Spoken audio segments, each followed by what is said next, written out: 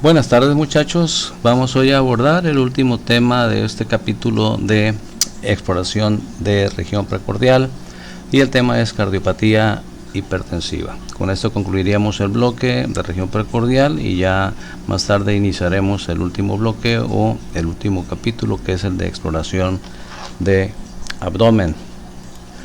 Por supuesto que no podía faltar la fotografía de blanco con el grupo 7.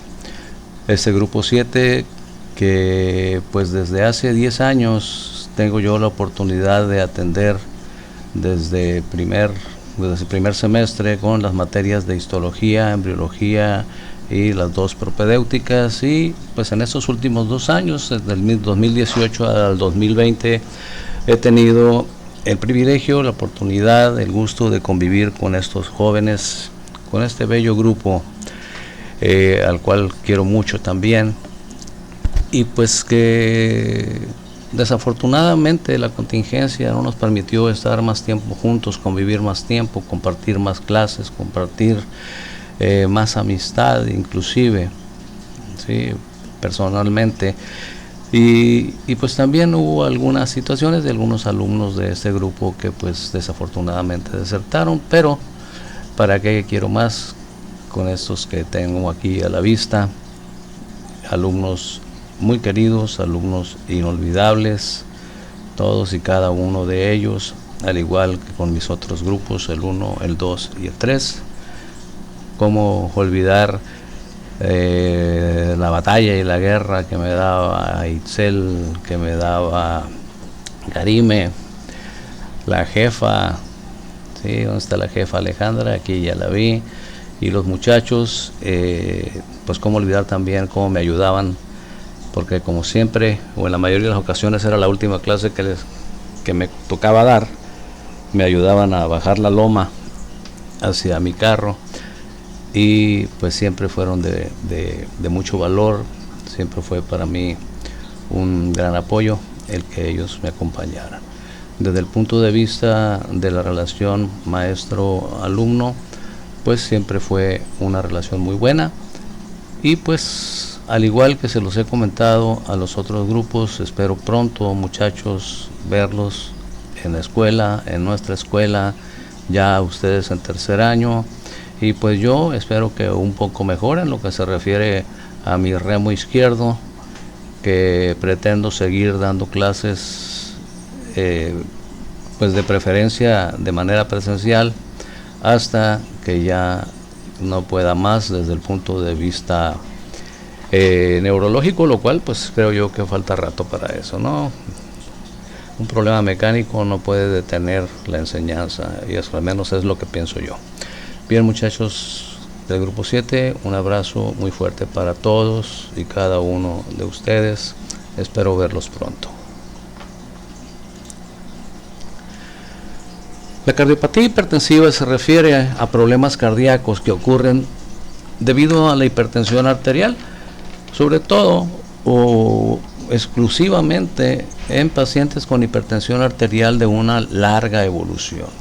La hipertensión arterial, recuerdo que hablamos bastante de ella en su momento y decíamos que también se le llamaba el asesino silencioso porque te va matando poco a poco.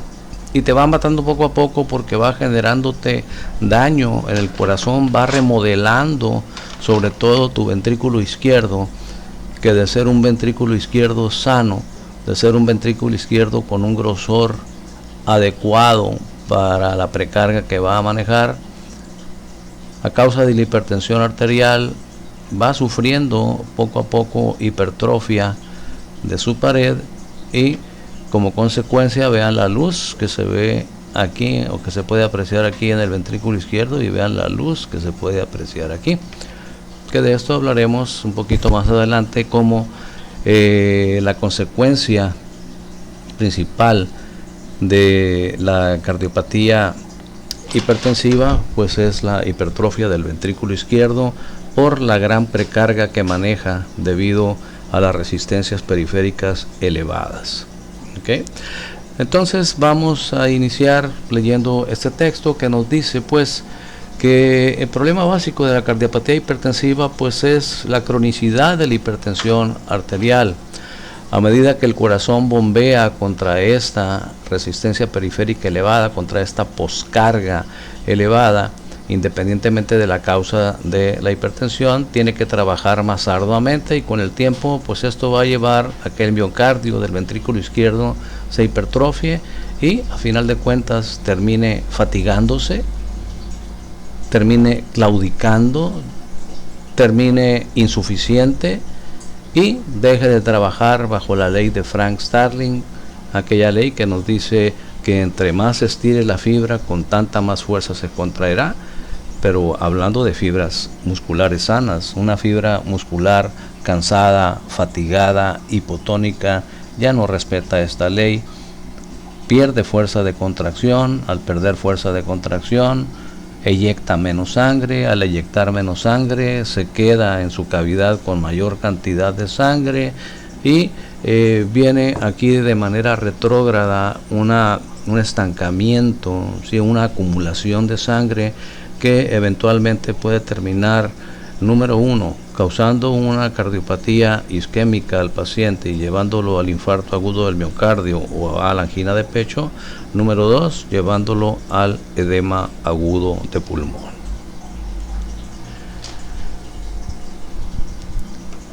Sabemos, porque lo comentamos cuando hablamos de presión arterial, que es obligación de nosotros como médicos a cualquier paciente que atendamos, independientemente del motivo de la consulta, cualquier paciente de 18 años en adelante, independientemente del sexo, y como dije ahorita, independientemente también del motivo de la consulta, debemos de tomarle la presión arterial.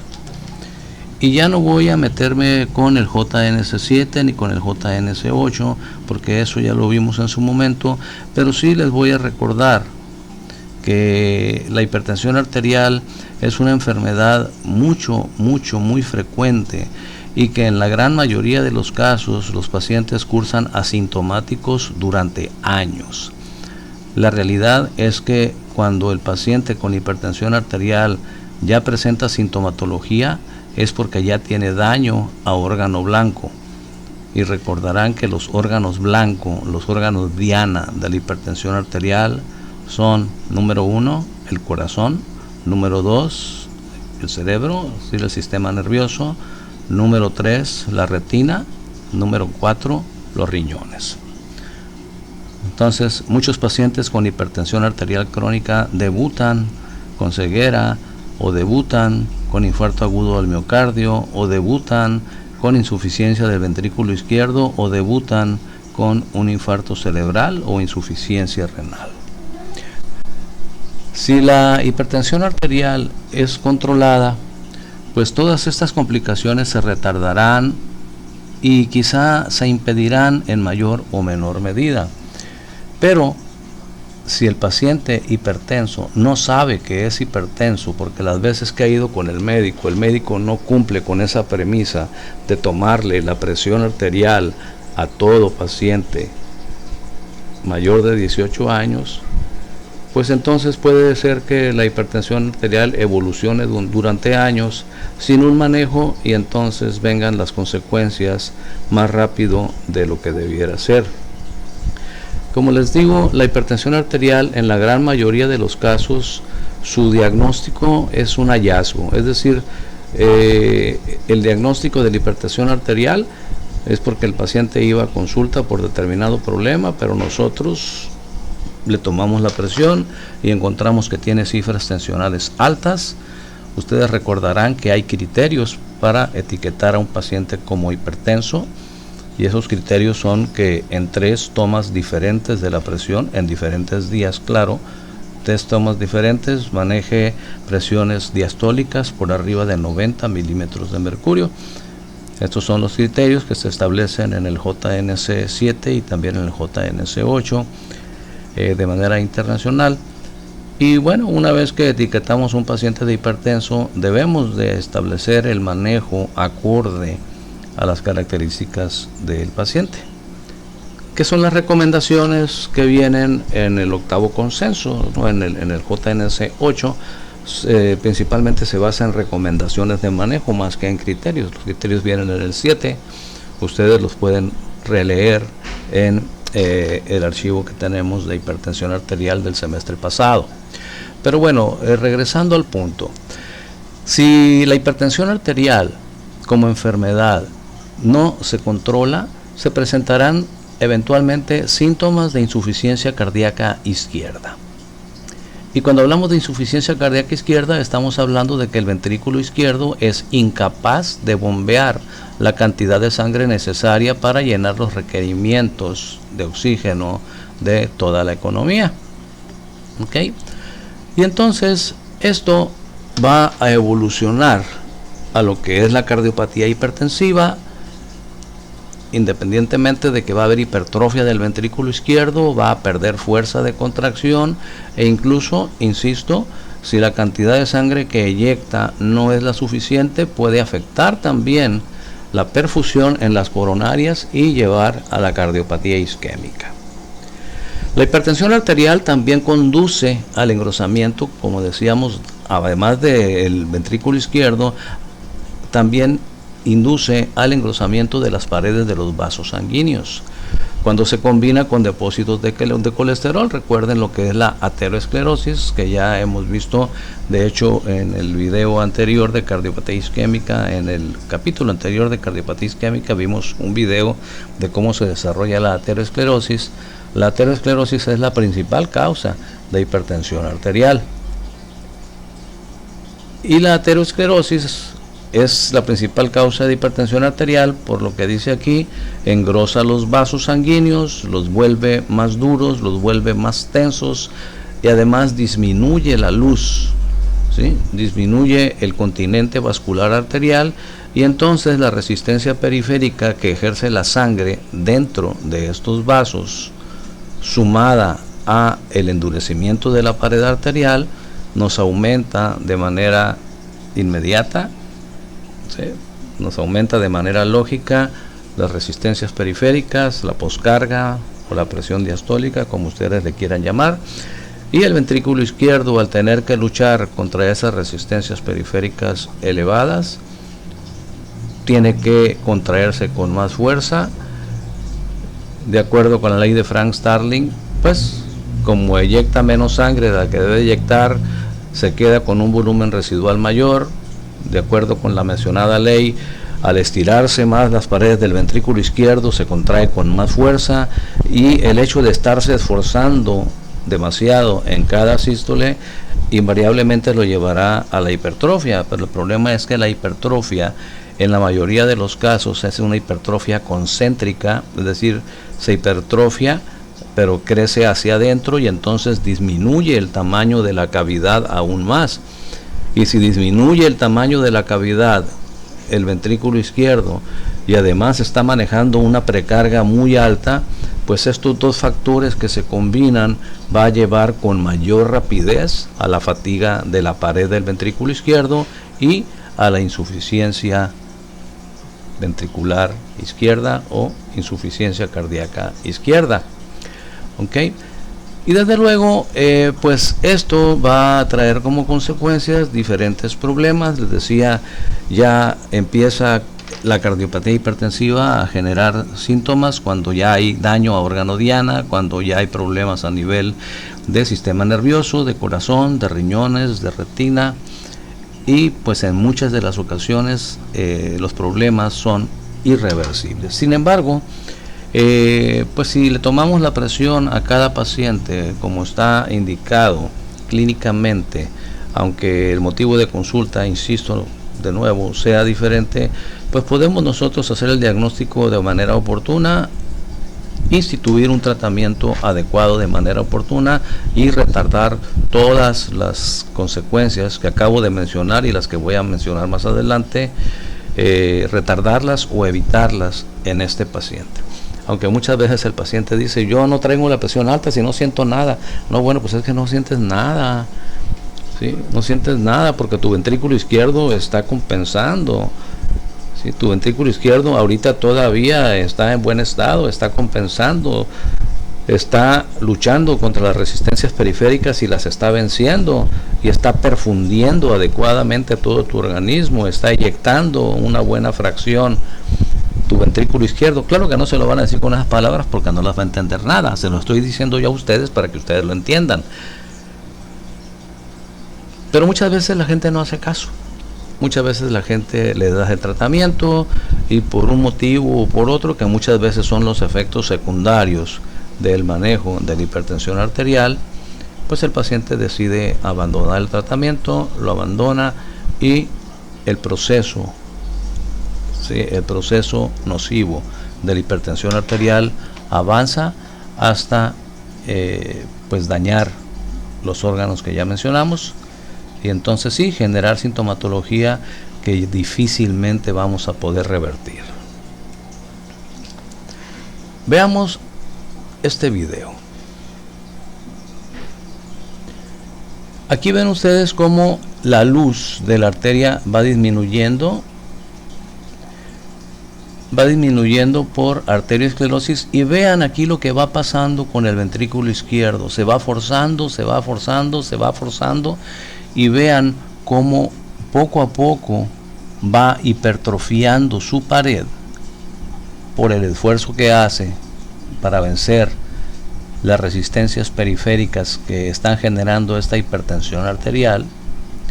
Recuerden ustedes que la hipertensión sistólica es una consecuencia de la hipertensión diastólica, porque recordemos que si las resistencias periféricas se elevan, el ventrículo izquierdo tiene que contraerse con más fuerza, y lo hace en base a la ley de Starling, y al contraerse con más fuerza pues aumenta su presión sistólica, ¿sí? Aumenta su fuerza de contracción. Pero el evento o el hecho de que se esté contrayendo con más fuerza durante años o durante mucho tiempo, pues invariablemente va a llevar a esto que están viendo ustedes aquí y que van a seguir viendo. Vean la hipertrofia del ventrículo izquierdo y la disminución de la cavidad. Lo voy a poner nuevamente. Aquí está la circulación, y aquí quiero que observen ustedes cómo nos muestran abajo una arteria inicialmente sana. Nos están mostrando aquí pues una arteria que puede ser cualquier arteria.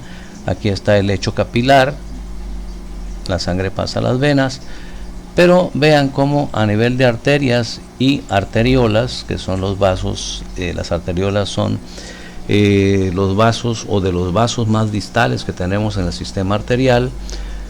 Fíjense ustedes cómo la luz de la arteria va disminuyendo o por vasoconstricción, o va disminuyendo por calcinosis de la media, o va disminuyendo por placas de ateroma por debajo de la íntima. En cualquiera de los tres casos la luz va a disminuir. Si el volumen sanguíneo sigue siendo el mismo, si el volumen sanguíneo es normal, de cualquier forma este engrosamiento, vean ustedes, este engrosamiento de la pared arterial va a aumentar la resistencia periférica. Pero si ustedes le suman que un individuo, además de tener aterosclerosis o calcinosis de la media, o de tener por estrés una vasoconstricción continua, permanente, si ustedes le suman que haya retención de sal, que se dispare el sistema renina-angiotensina-aldosterona, el cual ustedes ya deben de conocer a la perfección porque es tema de fisiopatología. Si se dispara este sistema renina-angiotensina-aldosterona, la aldosterona va a retener sal, y al retener sal, al retener sodio, va a retener también agua, y esa agua ¿a dónde se va? Al espacio intravascular, y nos aumenta el volumen sanguíneo. Entonces imagínense ustedes una arteria o un sistema arterial disminuido de calibre por los motivos que mencioné previamente, y además de eso con un volumen sanguíneo elevado, pues eso desde luego invariablemente nos va a traer a nosotros que la presión diastólica se eleve significativamente por arriba de los 80 milímetros de mercurio que estamos acostumbrados a manejar, Y entonces el ventrículo izquierdo, vamos a retomar el video. Vean la reducción del calibre, vean el daño a la arteria, y el daño a las arterias va a hacer que el ventrículo izquierdo, vean aquí, vean la luz aquí del ventrículo izquierdo, una luz lo suficientemente amplia para albergar su precarga, que por lo general es de alrededor de 150 mililitros de sangre. Vean las paredes que son gruesas en relación, o más gruesas en relación a las del ventrículo derecho, porque normalmente el ventrículo izquierdo se contrae con una fuerza de 120 milímetros de mercurio contra una poscarga o presión diastólica de 80 milímetros de mercurio, mientras que el ventrículo derecho se contrae solamente con una fuerza de 25 milímetros de mercurio contra una poscarga pulmonar de aproximadamente 10 o 12 milímetros de mercurio. Entonces, si la fuerza de contracción del ventrículo izquierdo en condiciones normales es mayor, su pared debe ser más gruesa, pero esto es lo normal. Pero si la poscarga, ¿sí?, si esa presión diastólica, por los motivos que acabo de mencionar, por ateroesclerosis, por arterioesclerosis, por calcinosis de la capa media, por vasoconstricción persistente, por estrés principalmente, o bien por que se desencadena de manera constante el sistema renina, angiotensina, aldosterona, y también otro motivo, el aumento del volumen sanguíneo. Entonces esos factores que nos aumentan las resistencias periféricas van a hacer que el ventrículo izquierdo tenga que luchar contra esa poscarga mayor, y para luchar contra esa poscarga mayor, pues eventualmente tendrá que distenderse más, y al distenderse más, contraerse con más fuerza, como lo vemos aquí, y vean lo que va pasando nuevamente con sus paredes, se van engrosando, y vean lo que va pasando con la cavidad, se va haciendo cada vez más estrecha. ¿Okay? Y en eso consiste, muchachos, la cardiopatía hipertensiva. Un ventrículo izquierdo que era feliz hasta que llegó la hipertensión arterial, hasta que llegó el aumento de las resistencias periféricas, hasta que tuvo que luchar contra una poscarga o presión diastólica mayor, lo cual generó que se quedara con un volumen residual más grande, que a su vez generó que la precarga, es decir, la cantidad de sangre que maneja inmediatamente antes de contraerse, también sea mayor, y al ser mayor esa precarga, la distensión de sus paredes también aumenta. Al aumentar la distensión de sus paredes, la fuerza de contracción, acorde a la ley de Starling, es mayor. Ya no se contrae con 120 milímetros de mercurio, se contrae con más. Ya habrá que acordarnos del índice de Lian, por ejemplo, y se contrae con más fuerza para poder vencer esa poscarga, esa resistencia periférica, y abrir la válvula aórtica para que la sangre sea eyectada.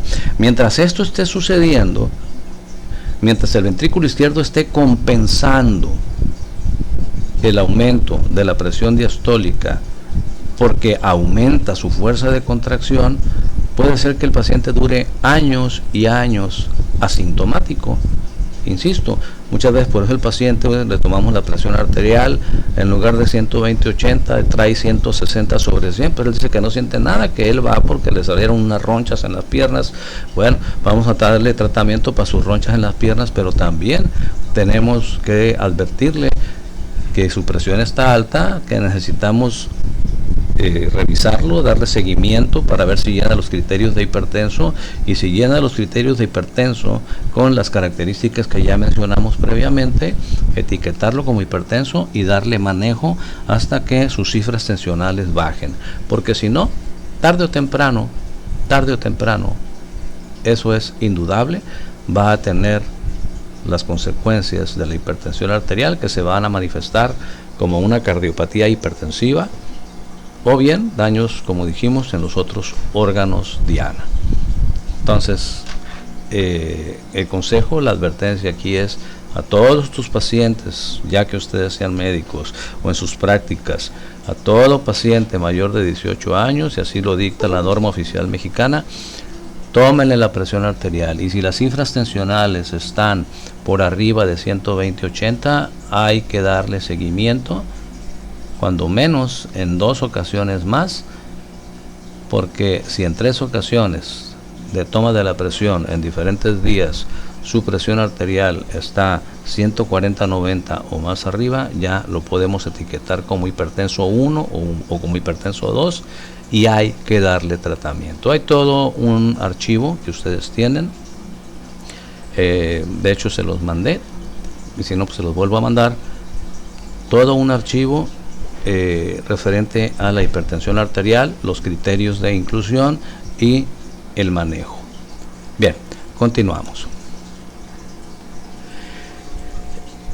En la mayoría de los casos, la primera manifestación clínica de este desequilibrio hemodinámico es la disnea, muchachos.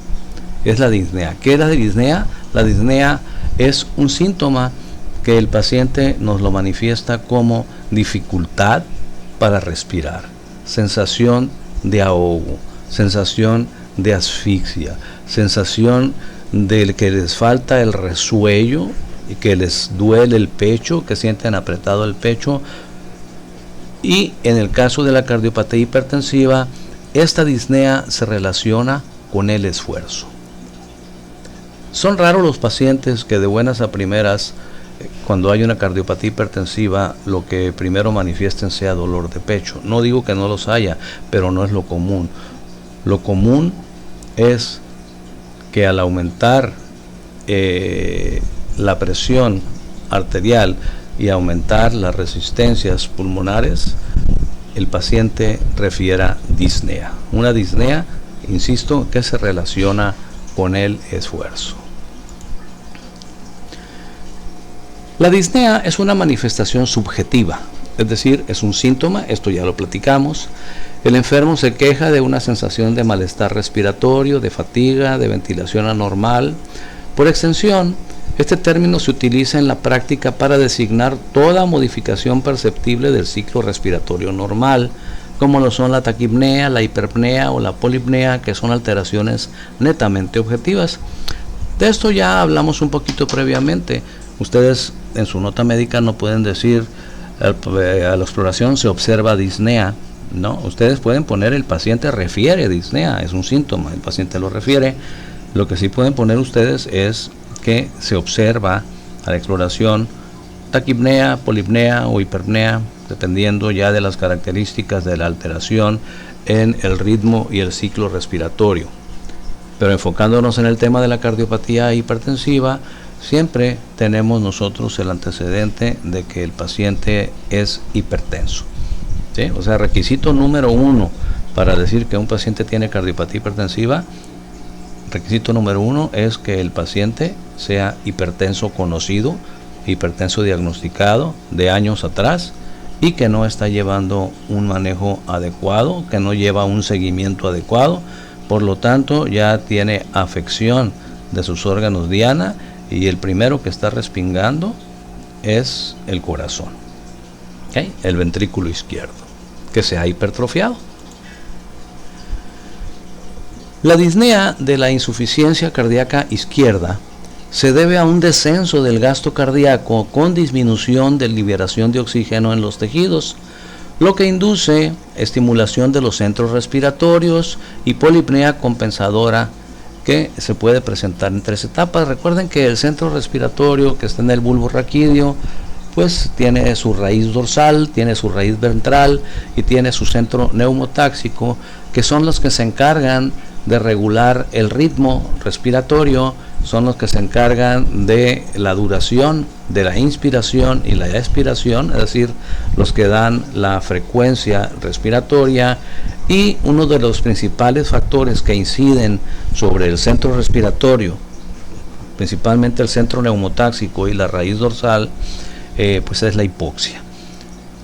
¿Sí? Al haber hipoxia, al haber un abastecimiento deficiente de oxígeno, en este caso por un mal bombeo del corazón, se estimula el centro respiratorio y viene la polipnea, ¿okay? Es decir, taquipnea con hiperpnea, que el paciente lo refiere como disnea, lo refiere como dificultad para respirar. Fíjense cómo aquí el problema, ¿sí? El problema no es que la sangre no lleve oxígeno, el problema no está en los pulmones están oxigenando bien, están llevando a cabo de una manera adecuada la hematosis. El problema es el bombeo de la sangre, el problema es de que no se está surtiendo, ¿sí? No se está surtiendo la sangre, no se está inyectando la cantidad suficiente de sangre para abastecer a toda la economía, y esto es debido a que ese ventrículo izquierdo está cansado, tiene una cavidad demasiado pequeña, está hipertrófico y además tiene unas resistencias periféricas en contra demasiado elevadas. Entonces, esta polipnea compensadora se debe al estímulo que hay sobre las raíces, principalmente la raíz dorsal y el centro neumotáxico, aunque también interviene la raíz ventral a nivel del bulbo, y nos va a generar disnea, una disnea que se relaciona principalmente con el esfuerzo. Y así pues tenemos la disnea de esfuerzo, la ortopnea y la disnea paroxística. ¿Qué es la disnea de esfuerzo? La disnea de esfuerzo es el primer síntoma descrito por un enfermo con insuficiencia cardíaca izquierda. Una sensación de opresión en el pecho que generalmente no lo refieren como dolor, sino como sensación de fatiga, como sensación de una ventilación deficiente, como sensación de cansancio, como sensación de falta de aire. Y esto se desencadena con el esfuerzo y desaparece con el reposo. Ahora, aquí un punto interesante es: desaparece después de cuánto tiempo de reposo. Porque la disnea de esfuerzo, muchachos, es normal en cualquiera de nosotros. Si hacemos un esfuerzo submáximo, si hacemos un esfuerzo importante, una actividad física importante como correr, por ejemplo, si damos una carrera larga y a buena velocidad, pues cuando nos detengamos vamos a tener disnea, eso es invariable, e instintivamente nos vamos a inclinar hacia adelante y colocar nuestras manos sobre las rodillas, o nos vamos a colocar en posición de cuclillas, porque esto aumenta el retorno sanguíneo a través de las venas cavas y aumenta la circulación general. Pero bueno, ¿cuánto tiempo después de detenernos recuperamos ya nuestro aliento, recuperamos la frecuencia respiratoria y recuperamos la frecuencia cardíaca de reposo? Esto es muy importante porque un paciente con disnea de esfuerzo, un paciente con cardiopatía hipertensiva, puede ser que haga el esfuerzo, sienta la disnea, se detenga, pero va a tardar más tiempo de lo normal en recuperar su frecuencia respiratoria y su frecuencia cardíaca normal. Entonces, retomando el texto, nos dice: la disnea de esfuerzo es el primer síntoma descrito por un enfermo con insuficiencia cardíaca izquierda.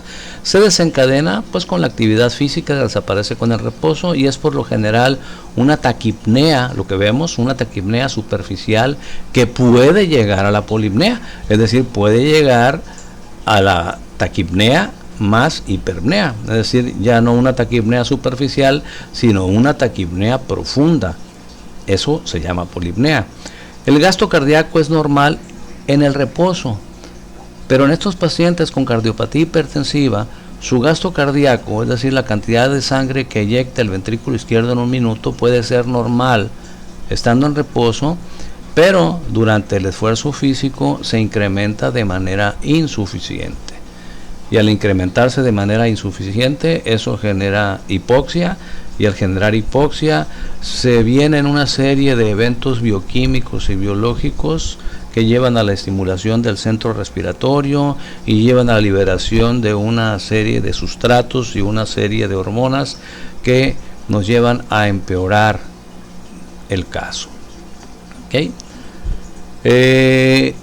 Cuando un paciente tiene cardiopatía hipertensiva y desarrolla un esfuerzo físico, va a tener una elevación más o menos importante de la presión capilar pulmonar, y esto que ustedes lo deben entender sin necesidad de mucha explicación, pues de cualquier manera se los comento. ¿Por qué aumenta la presión capilar pulmonar?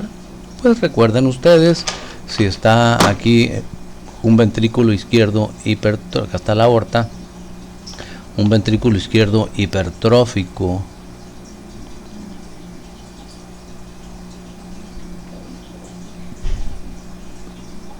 vamos a abrir la aorta, su fracción de eyección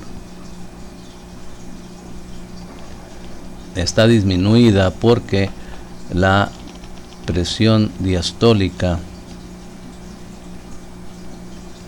está elevada. Acuérdense que presión diastólica es lo mismo que resistencia periférica o poscarga, es lo mismo.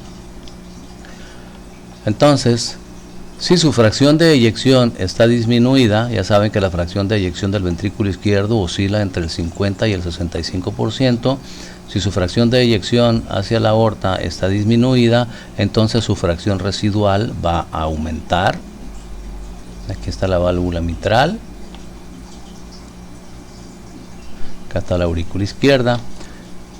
Vean, todo esto es el grosor del ventrículo izquierdo, la aorta. Esta es la luz del ventrículo que ya está reducida. Aquí, dentro del ventrículo izquierdo, normalmente cabía, acá está la otra parte de la pared, cabía una precarga aproximada de 150 mililitros de sangre. Pero conforme se ha ido hipertrofiando por el sobreesfuerzo que le genera este aumento de las resistencias periféricas, aunado a la ley de Frank-Starling, pues aquí obviamente ya no le van a caber esos 150 mililitros.